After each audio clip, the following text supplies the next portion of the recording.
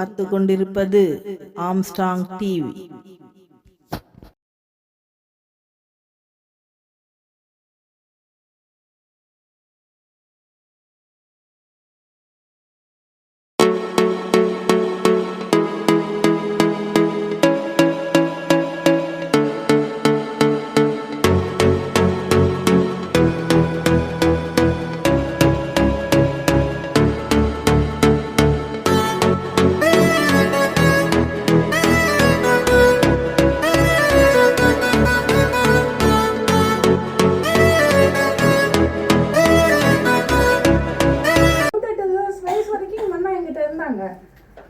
புள்ள மாதிரி நாங்கள் ஒரு பார்த்துக்கிட்டோம். சரி, அதுக்கு அடுத்தது உமர் முக்தார் படம் வந்தது. அப்போ எல்லாரும் பார்த்துருப்பீங்க தானே? அதை எப்படி பார்த்தீங்க?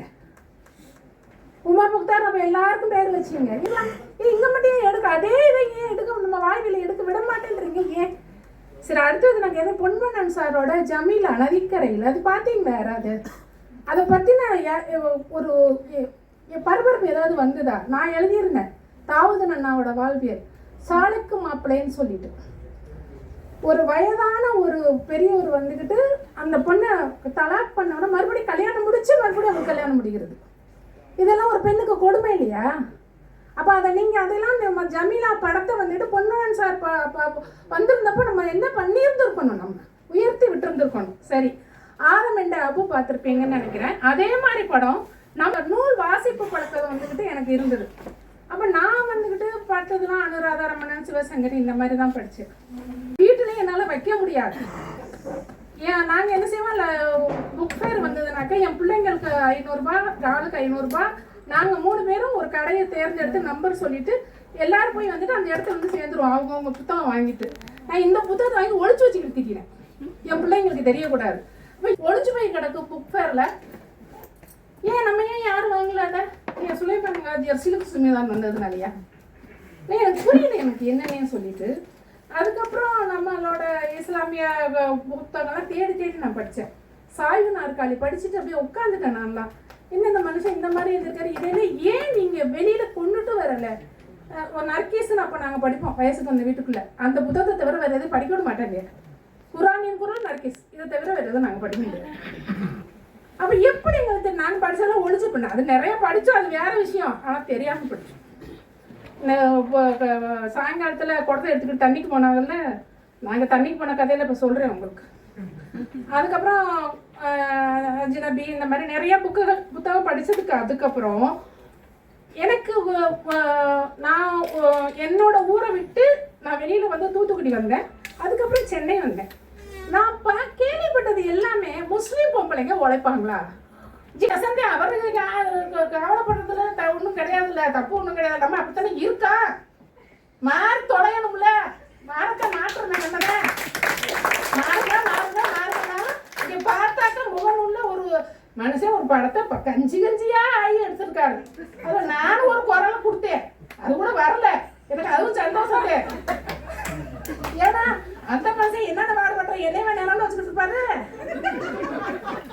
எனக்கு இசைமுறை அஸ்கர் கேட்டாரு, எனக்கு அவங்க குரல் வரல, அட சும்மா இருப்பா, அந்த மனுஷன் என்ன பாடுபட்டுக்கிட்டு கிடக்காரா நீ வேற. அதைத்தான் இப்போ கஸ்தூரி ராஜா அவங்க சொல்லிட்டு போறாங்க, அவங்ககிட்ட என்ன பாடுபட்டாருந்து. இப்போ என்ன இன்னொரு தடவை குரல் கொடுத்துட்டு போறது, இப்போ அடுத்த வாரம் எடுக்கும்போது குரல் கொடுத்துடுறது இல்லைன்னா கைது தாவணி சரியா கூட கட்டலை, அதை கட்டி நான் அடிச்சிருக்கேன். ஆமாம், அந்த அம்மாவுக்கு கைது தாவணி மம்மத அம்மாவுக்கு நல்லா நான் கட்டலை. அது எனக்கு அங்கே சொல்லணும்னு தோணுச்சு, இங்கே சொல்லிட்டேன்.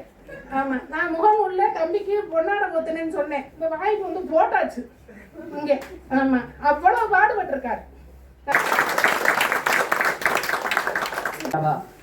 நாஸ்டால்ஜியா எல்லாருக்கும் நாஸ்டால்ஜியா இருக்க தான் செய்யும். நாஸ்டால்ஜியா இல்லை. இஸ்லாமிய வாழ்வியல் இது வரைக்கும் சொல்லப்படாத ஒரு விஷயத்தை அந்த படம் பேசியிருக்கா, அதனால எனக்கு அந்த ஆர்வத்தில் நான் அப்படி உட்காந்துருக்கேனா அதையும் யோசிச்சு பார்த்தேன். இல்லை, பர்சனலாக இந்த படம் என்னோட ஒரு இடத்துல கனெக்ட் ஆகுது. என்னுடைய இணையர் இதே மாதிரி தான் வெளிநாட்டில் வேலை செய்கிறாரு, வருஷத்துக்கு ஒரு முறை வீட்டுக்கு வரக்கூடிய ஒரு நபராக இருக்கிறார். தலைவா ஹாய். இன்னைக்கு காலையில் தான் 5 நிமிஷம் கூட பேசலை, இன்னைக்கு பகல் ஃபுல்லாக நாங்கள் ஓடிட்டே தான் இருந்திருக்கோம். அந்த விதத்தில் எனக்கு அந்த படம் டச் ஆகுதா? ஏன்னா அது என்னுடைய கதையும் சேர்த்து பேசுது. அப்படி டச் ஆகுதா? அப்படியும் இல்லை, இருக்கலாம், அதுவும் இருக்கலாம். ஆனால் இது எல்லாத்த விட முக்கியமாக உங்களுக்கும் இந்த படத்துக்குமான ஒரு தொடர்பு ஏதோ ஒன்று இருக்குல்ல. நிறைய புதுமுகங்கள், நிறைய எனக்கு தெரியாத தோழர்கள் தான் இங்கே வந்திருக்கீங்க, உட்காந்துருக்கீங்க. அப்போ நம்ம எல்லாத்தையும் சேர்த்து இந்த இடத்துக்கு கொண்டு வந்தது எது? சம்திங் இஸ் தேர்ல, ஏதோ ஒன்று இருக்குல்ல. அது என்னவா இருக்கும்னு நீங்கள் நினைக்கிறீங்க? What you think it is? என்னவா இருக்கும்னு நினைக்கிறீங்க? ஆடியன்ஸ் கிட்டே கேள்வி கேட்போங்க. உண்மை முக்கியமானது நான் நினைக்கிறேன். மனிதம், ஹியூமனிட்டி. நம்ம எல்லாரும் அது இருக்கிற மனுஷங்க தானே. யாரோ ஒருத்தருக்கு வலிக்கும் போது நமக்கும் அது வலிக்குது இல்லை. இந்த படத்தில் ஒரு கேரக்டர் அழுவும் போது நமக்கு அது வலிக்குது இல்லை. இந்த படத்தில் எனக்கு ரொம்ப பிடிச்ச அந்த ஒரு சீன் மட்டும் நான் சொல்லிடுறேன். சாலிஹா கேரக்டர் வந்து கணவர் வெளிநாட்டிலேருந்து வந்திருக்கிறாரு. இவங்களுக்கு தனியாக ஏதாவது கொண்டு வருவாங்கன்னு பார்த்துட்டே இருக்காரு. இவர் 3 பொம்பளைங்களுக்கும் ஒரே மாதிரி சேலை கொடுக்குறாரு. எவ்வளோ ஆத்திரம் வரும் நிஜமாவே. நானாக இருந்தால் அந்நேரம் கத்தி எடுத்துட்டு போய் சொருகி இருப்பேன், ஒரே சொருக்கு. ஏயா எனக்கு ஒரு 100 ரூபாய் விலை ஜாஸ்தியாக ஒரு சேலை தனியாக வாங்கி தரல உனக்கு அப்படின்னு அந்த பொண்ணு அந்த கோவத்தோடயே போகுது. நம்மளால வேற லேபிள் ஒட்டி கொண்டு போறாரு. உனக்கு வேற பார்சல் வந்திருக்கு அப்படின்னு தூக்கிட்டு போய் கொடுக்குறாரு. அந்த மேலே மாடியில் அந்த அறையில் நடக்கக்கூடிய அந்த சின்ன உரையாடல் கூட இல்லை, அது ஒரு ஊடல். நீ எனக்கு எதுவும் கொண்டு வரல அப்படின்னு. ஆனால் அந்த ஊடல் அதை பேசிக்கிட்டே இருக்கும்போது அக்கா என்ன செஞ்சுட்டு இருக்கோம், இவர் கடைசி இவர் போய் இது உனக்கு தான் வாங்கிட்டு இருந்தேன், சரி எனக்கு தெரியுது இங்கே தான் கடைசியில் போய் முடிய போகுதுன்னு. ஆனால் அந்த அந்த காட்சி வந்து ஒரு கவிதை. பக்கம் பக்கமாக வசனம் எழுதி பக்கம் பக்கமாக மனப்பாடம் பண்ணி பேசினாதான் காதல் இல்லவே இல்லை. ஒரு காட்சி போதும். அவள் பேர் தமிழ் முடிஞ்சிருந்த காலகட்டம். அந்த காலகட்டத்தில் வந்து தமிழின் அடுத்த கட்ட சினிமா தலித் சினிமான்னு சொல்லியிருந்தாங்க. இப்போ கடுமையான வந்து வசைபாடல்களுக்குள்ளாகி கிட்டத்தட்ட என்னோடய ஃபேஸ்புக்கை 3 மாதம் நான் வந்து டீஆக்டிவேட் பண்ணியிருந்தேன். அப்படி ஒரு டேர்ம்ஸே இல்லை. குட் சினிமா பேட் சினிமா தான் இருக்குது, தலித் சினிமான்னு ஒன்றுமே இல்லை அப்படிங்கிற மாதிரி ஒரு முக்கியமான ஒருத்தர் வந்து அந்த நிருபருக்கு ஃபோன் பண்ணி அந்த இன்டர்வியூ எடுக்க சொன்னார். வந்து 2013 வருது, ரஞ்சித் வராரு, காலம் மாறுது, காட்சி மாறுகிறது. தமிழில் தலித் சினிமா என்பது முக்கியமான ஒரு தளத்துக்கு வந்தது. அந்த நான் சொன்னேன் இல்லையா, ஒரு நபர் வந்து என்னை வந்து ரொம்ப கோச்சிக்கிட்டாரு. அவர் வந்து தங்கலானோட விழாவில் ரஞ்சித்தோட சேர்ந்து ஜெய்பீம் சொன்னார். அதுதான் ரஞ்சித்தோட வெற்றி, அதுதான் மாரி செல்வராஜோட வெற்றி. ஸோ ஒடுக்கப்பட்டவர்கள் எப்பவுமே வந்து இயற்கையோட விதி வந்து என்னென்னா, நீங்கள் எவ்வளோ அழுத்துறீங்களோ அவ்வளோ ஃபோர்ஸோடு அது வெளியே வரும். தேடி வந்து திராவிட கட்டிடக்கலைகளை வந்து இந்த படம் ஆரம்பிக்கும் போதே பார்த்தீங்கன்னா அந்த தறியோடைய ஒரு சாங் திராவிட நாடு அப்படிங்கிறது தான் ஆரம்பிக்கும். உண்டு திராவிட நாடுங்கிறதுலையும் நாங்கள் திராவிடர்கள்ங்கிறது எங்களுக்கு எப்போவுமே பெருமை உண்டு. நாங்கள் அதை வந்து வலுத்து சொல்லக்கூடிய காலகட்டத்தில் நாங்கள் இருக்கிறோம். ரொம்ப ப்ரௌடாக சொல்கிறோம், நாங்கள் வந்து திராவிடன் ஸ்டாக் தான் கவிதை. ஸோ அப்போ அந்த கட்டிடக்கலைகள் குறித்து நம்ம ரொம்ப கான்சியஸாக இருந்தோம். வந்து என்னென்னா தமிழ் சினிமாவில் இதுவரைக்கும் இஸ்லாமிய சினிமாவை குறித்து இஸ்லாமியர்கள் குறித்து அதுவே பெரிய அக்காலாம் 10ஆவில் ரொம்ப பாதிக்கப்பட்டிருப்பீங்க போல இருக்கு. நான் அதை பக்கம் திரும்பி பார்க்குறதே கிடையாது. சிலதுக்கெல்லாம் நம்ம ரொம்ப வேலைக்கு போனோம்னா அது ரொம்ப அப்படி ஆகிடும். அதெல்லாம் நம்ம கண்டுக்காமல் விட்றது தான் வந்து வி ஜஸ்ட் இக்னோர் தம், அவ்வளோதான் வந்து. ஸோ அதில் வந்து கோம்பை அன்வர் சாருடைய அந்த டாக்குமெண்ட்ரிலாம் எனக்கு ரொம்ப ஹெல்ப் பண்ணுச்சு. அந்த பொட்டல்புதூரில் ஷூட் பண்ணணும், பழைய கட்டிடக்கலைகளில் இல்லை பள்ளிவாசலில் நம்ம தேடி ஷூட் பண்ணணும் அப்படிங்கிறதுல ரொம்ப நன்றி சார். அடிப்பாங்க, எங்கள் ஊருக்கு வாங்க எவ்வளோ கருப்பு இருக்குன்னு காட்டுறோம்.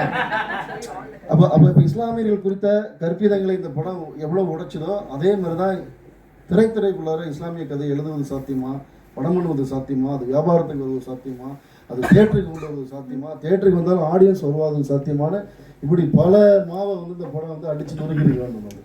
அந்த வகையில் இது வந்து டெஃபினெட்லி வந்து இது வந்து ஒரு பெரிய வெற்றியாக பார்க்குறோம். ஏன்னா ஜனங்க நிறைய இடங்களில் போகும்போது ரொம்ப நெகிழ்வாக பேசுகிறாங்க. என்னன்னா 90% இதுக்கு யார் ஆடியன்ஸ்னு கேட்டிங்கன்னா நான் முஸ்லீம் தான். வந்து எப்படி கஸ்தூரி ராஜா சார் நடித்தாரோ, எப்படி இந்த படத்துடைய கஸ்தூரி 80களில் வரக்கூடிய அந்த வீடு பார்த்தீங்கன்னா கஸ்தூரி ராஜா சாரோடைய முகமது யூசுப் வரக்கூடிய அந்த வீடு வந்து ஒரு அக்ரஹாரத்தில் இருக்கக்கூடிய ஐயங்காரோட வீடு. அதான் உண்மை. ஐயங்கார் வீட்டில் தான் நாங்கள் கூலி தொழி இது பண்ணோம். அதே நேரத்தில் அந்த ஊரில் கடைநல்லூர் மக்களுடைய அபரிதமான ஒரு கான்ட்ரிபியூஷன் இருக்குது. அந்த அபரிதமான கடைநல்லூர் மக்களுடைய ஒத்துழைப்பு இல்லைன்னா இந்த படம் வந்து இந்த இடத்துக்கு வரவே வராது. நான் ஒரு விஷயத்தில் தெளிவாக இருக்கேன், என்னென்னா எல்லா மதத்துலேயும் எல்லா சமூகத்துலேயுமே நல்லவங்களும் இருக்காங்க, கெட்டவங்களும் இருக்காங்க. அவங்க